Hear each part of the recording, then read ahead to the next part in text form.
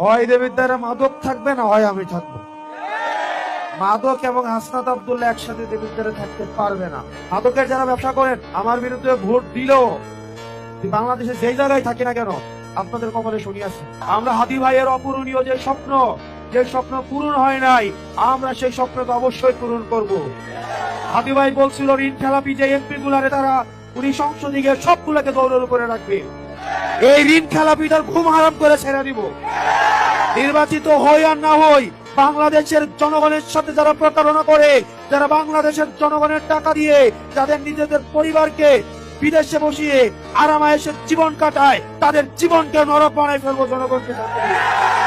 বাংলাদেশের জনগণের টাকা, এই ট্যাক্সের টাকা, আমার আপনার কষ্টের অর্জিত টাকা আর বিদেশে পাচার করার কোন সুযোগ দিব না ইনশাআল্লাহ। আমাদের জিতানোর জন্য, আমরা যেন জিতি, সেজন্য দুনিয়ার দেবীদের সকল জনতা এক হয়েছে।